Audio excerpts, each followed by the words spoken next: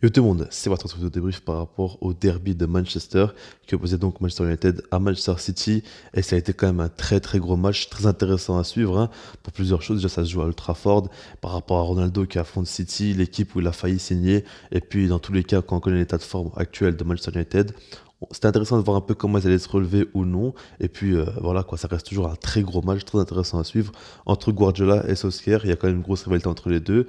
Pour rappel, maintenant que cette victoire-là, Guardiola a 4 victoires face à Solskjaer et Solskjaer aussi en a 4. Donc c'est assez serré comme entre les deux. Mais voilà, on va commencer par les compos côté de Manchester United dans une défense à 3 encore une fois. Après, c'est assez logique hein, parce que face à l'Atalanta en Ligue des Champions, ça a marché plus ou moins, on va dire.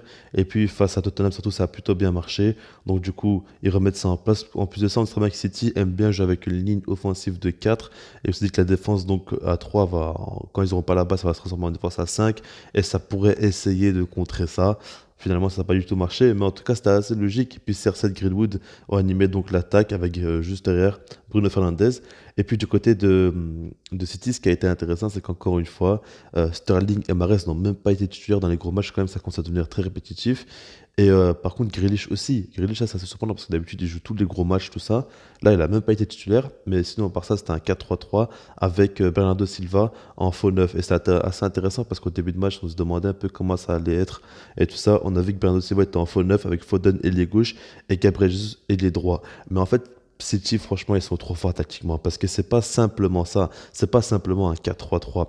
Parce qu'en gros, on voit que donc la défense en soi, quand ils ont la balle, il n'y a que Ruben Dias et John Stones qui restent derrière. On voit que les latéraux, eux, ils vont au milieu de terrain avec Rodri. Donc on a un milieu de terrain à 3, on va dire, quand ils ont la balle hein, assez haut sur le terrain, avec Rodri, Walker et Cancelo.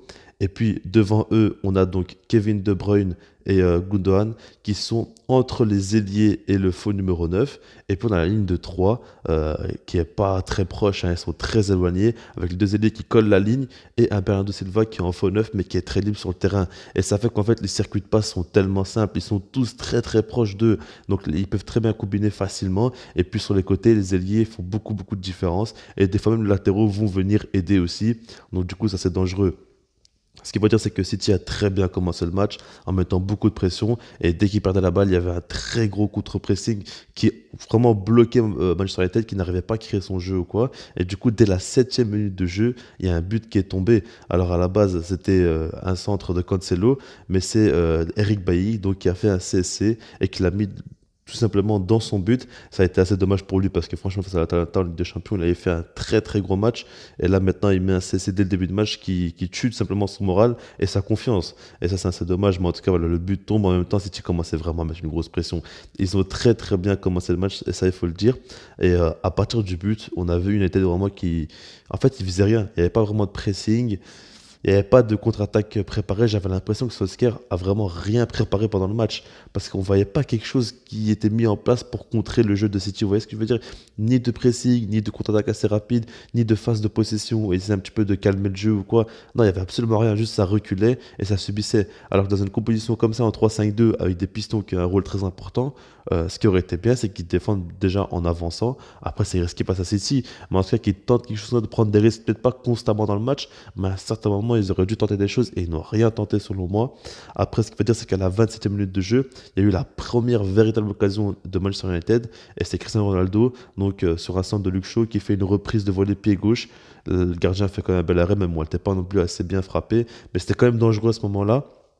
On a vu que dès qu'ils jouent assez rapidement un jeu vertical vers l'avant, ils peuvent être dangereux avec Ronaldo. Il ne faut pas beaucoup d'occasions pour marquer des buts, ça on le sait. Malheureusement, ils n'ont pas assez tenté. Mais ce qu'il faut dire, c'est qu'à la 28e minute de jeu, c'est-à-dire une minute plus tard, Gabriel Jesus a failli marquer. Et en fait, ça a été un centre qui a été repoussé. Et puis, il était face au gardien devant le but et De Gea a fait un arrêt exceptionnel. D'ailleurs, il faudra parler de lui, hein. Mais voilà, Gabriel Jesus, il a raté son face-à-face. Mais c'est surtout pour moi De Gea qui l'a gagné plutôt que Gabriel Jesus qui l'a raté. Ouais, ce que je veux dire. Et par rapport à De Gea, franchement, pour fin de mi-temps, il a été exceptionnel. Il y a 5 tirs cadrés, il y a 2 buts qui rentrent, il a fait 3 gros arrêts, mais c'est vraiment de très gros arrêts. Et il a été vraiment très très efficace De Gea en première mi-temps. Et après, en seconde mi-temps, c'est calmé, on en reparlera plus tard. Mais franchement, il a sauvé son équipe parce que s'il n'était pas là, s'il n'était pas dans un grand soir, dans un grand jour plutôt, parce que c'est joué en après-midi, eh ben, franchement, United aurait pu encaisser beaucoup plus de buts. Maintenant, ce qu'il faut dire, c'est qu'à la 45e minute de jeu, on a Bernardo Silva qui met son petit but. Et là, c'est un bijou parce que le centre de Cancelo est exceptionnel. Il y a un petit rebond juste avant. Et le problème pour moi, c'est surtout la passivité défensive de Manchester United. Franchement, United défensivement, c'est n'importe quoi. On le voit des fois, mais bon, par rapport à on reviendra plus tard. Mais par rapport à ce but-là, donc voilà, c'est Bernardo Silva qui vient, qui surgit. On voit qu'il y croit jusqu'au bout, hein, et après, il met son petit but. Maintenant, par rapport à la défense de United, en fait, j'ai l'impression déjà qu'il recule beaucoup trop. Ça, c'est pas normal. Et puis des fois, il y a des espaces de fou. Par exemple, entre Wan-Bissaka et Eric Bailly sur leur côté droit défensif, des fois, il y a un gros écart entre les deux. Et puis, il y a des joueurs de City qui vont courir donc dans l'espace. Et ça fait qu'il y a des trous pas possibles du côté de United. C'est pas normal. Même la passivité, comme je l'ai dit, Maguire, combien de fois il est là, il regarde un peu ce qui se passe, tout ça. Et en fait, dans une défense à 3 comme ça, ce qui serait intéressant, c'est qu'il y a un des trois défenseurs qui aille au pressing, qui aille agresser le porteur du ballon et qui essaye de créer une supériorité numérique pour pouvoir contre-attaquer. Mais ça, ils le font presque jamais. Maguire, quelquefois, il a tenté, mais sinon, ils l'ont presque jamais fait dans le match. Et là-dessus, c'est pas normal. Et en fait, j'ai l'impression qu'United a joué en essayant d'encaisser le moins de buts possible. Et c'est très triste. Franchement, ils se sortent très bien. Parce qu'en seconde mi-temps aussi, il y a pas mal d'actions, il se passait pas mal de choses. Mais après, ce qu'il faut dire déjà, c'est que Solskjaer a quand même réagi. Il a sorti Eric Bailly pour faire rentrer Jadon Sancho et passer dans un 4-2-3-1.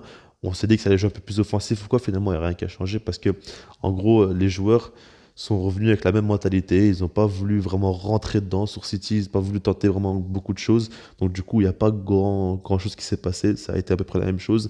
City a eu pas mal d'occasions, notamment Foden face à face qui touche le poteau. On a eu aussi d'autres occasions. Un penalty qui devait être sifflé à 88 minutes de jeu. Voilà quoi. En plus de ça, on a très bien vu qu'en seconde mi-temps, ils ont joué très tranquille. Le but de City, c'était vraiment d'endormir l'adversaire et ils ont réussi à le faire, hein. Ils ont eu aucun danger vraiment par rapport à United et du coup, ils ont gagné tranquillement, victoire 2-0. Maintenant, la question à se poser, c'est est-ce que Solskjaer va être viré ou non?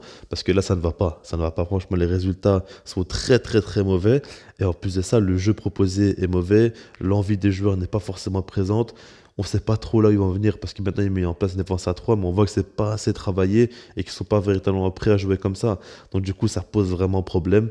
Et là, pour moi, il faut du changement parce que le talent sur le terrain, ils en ont. Ils ont vraiment de super joueurs, mais ce qu'ils proposent, c'est beaucoup trop faible.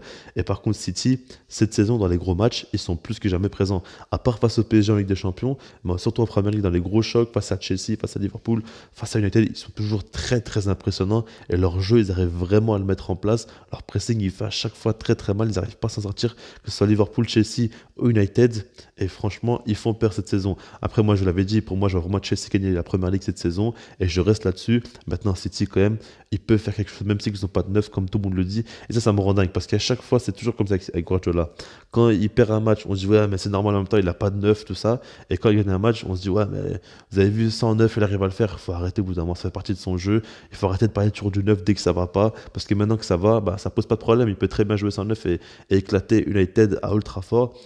Donc il faut arrêter au bout d'un moment. Franchement, il faut arrêter avec ça, l'histoire de neuf, pas neuf. Avec un neuf, il serait peut-être plus fourni, tout ce que vous voulez. Maintenant, sans neuf, il est capable de battre n'importe quelle équipe et il le prouve semaine après semaine, match après match. Donc il faudra vraiment arrêter. Mais voilà, t'as content de travailler par rapport à ce match-là. Et sinon, moi, je vous dis peace.